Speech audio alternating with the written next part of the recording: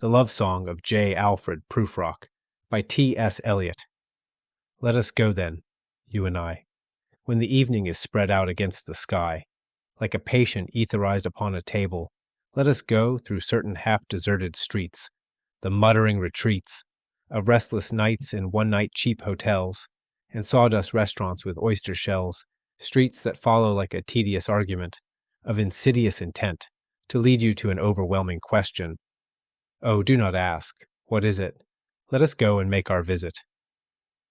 In the room the women come and go, talking of Michelangelo, the yellow fog that rubs its back upon the window panes, the yellow smoke that rubs its muzzle on the window panes, licked its tongue into the corners of the evening, lingered upon the pools that stand in drains, let fall upon its back the soot that falls from chimneys, slipped by the terrace, made a sudden leap, and seeing that it was a soft October night, curled once about the house and fell asleep. And indeed there will be time. For the yellow smoke that slides along the street, rubbing its back upon the window panes, there will be time, there will be time, to prepare a face to meet the faces that you meet.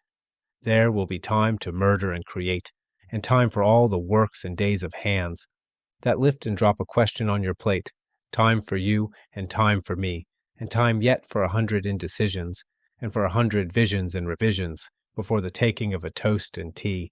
In the room the women come and go, talking of Michelangelo, and indeed there will be time to wonder, do I dare? And do I dare? Time to turn back and descend the stair, with a bald spot in the middle of my hair. They will say, how his hair is growing thin. My morning coat, my collar mounting firmly to the chin, my necktie rich and modest, but asserted by a simple pin. They will say, but how his arms and legs are thin. Do I dare disturb the universe? In a minute there is time, for decisions and revisions which a minute will reverse, for I have known them all already, known them all, have known the evenings, mornings, afternoons. I have measured out my life with coffee spoons. I know the voices dying with a dying fall, beneath the music from a farther room. So how should I presume? And I have known the eyes already, known them all, the eyes that fix you in a formulated phrase, and when I am formulated, sprawling on a pin, when I am pinned and wriggling on the wall, then how should I begin to spit out all the butt ends of my days and ways? And how should I presume? And I have known the arms already, known them all, arms that are braceleted and white and bare, but in the lamplight, downed with light brown hair. Is it perfume from a dress that makes me so digress? Arms that lie along a table or wrap about a shawl? And should I then presume? And how should I begin? Shall I say, I have gone at dusk through narrow streets, and watched the smoke that rises from the pipes, of lonely men in shirt-sleeves leaning out of windows? I should have been a pair of ragged claws, scuttling across the floors of silent seas. In the afternoon, the evening, sleeps so peacefully, smoothed by long fingers, asleep, tired, or it malingers, stretched on the floor here beside you and me. Should I, after tea and cakes and ices, have the strength to force the moment to its crisis?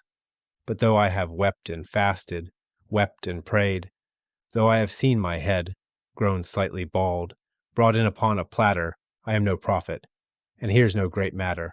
I have seen the moment of my greatness flicker, and I have seen the eternal footman hold my coat and snicker, and in short I was afraid, and would it have been worth it after all?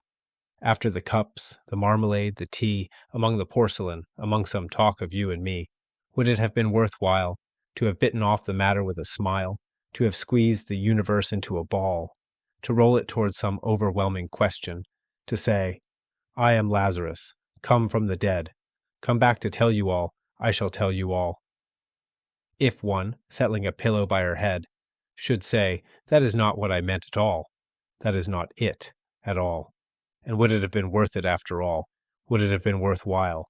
After the sunsets and the dooryards and the sprinkled streets, after the novels, after the teacups, after the skirts that trail along the floor, and this and so much more?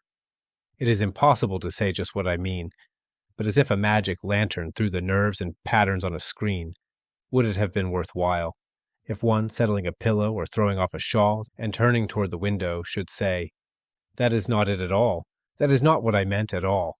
No, I am not Prince Hamlet, nor was meant to be. Am an attendant lord, one that will do. To swell a progress, start a scene or two, advise the prince. No doubt an easy tool. Deferential, glad to be of use, politic, cautious and meticulous, full of high sentence, but a bit obtuse, at times, indeed, almost ridiculous. Almost at times, the fool, I grow old, I grow old. I shall wear the bottoms of my trousers rolled. Shall I part my hair behind? Do I dare to eat a peach? I shall wear white flannel trousers and walk upon the beach. I have heard the mermaids singing each to each. I do not think that they will sing to me. I have seen them riding seaward on the waves, combing the white hair of the waves blown back. When the wind blows the water white and black, we have lingered in the chambers of the sea, by sea-girls wreathed with seaweed red and brown, till human voices wake us, and we drown.